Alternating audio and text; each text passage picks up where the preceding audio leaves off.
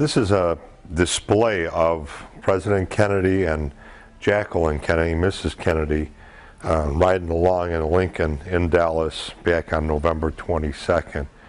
This whole museum is just put together so well. It's really a beautiful place to come and relive a huge part of history. There was a museum that sold out in Dallas, Texas, that had all the memorabilia from November 22nd. This museum bought out that museum, and they have a window from the book depository where Oswald supposedly shot the president.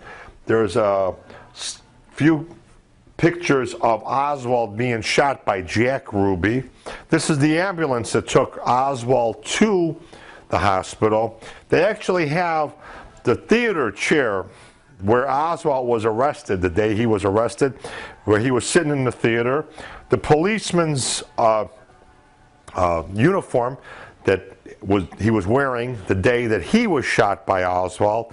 There's just so many things here that's unbelievable. Every time you turn the corner, the displays are put together so well, and it just really gives you the full impact of history. There is so much here you cannot even believe. There are so many little trinkets that are put together from the era, from the presidency of John Fitzgerald Kennedy and Jackie Kennedy. It's just phenomenal.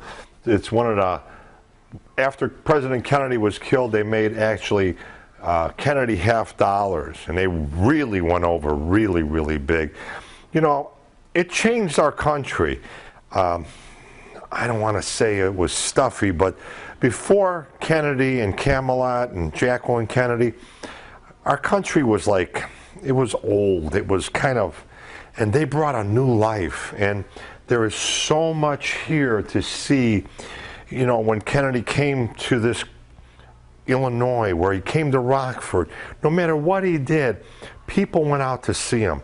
He was so charismatic. It was unbelievable. It's something the country needed at that time.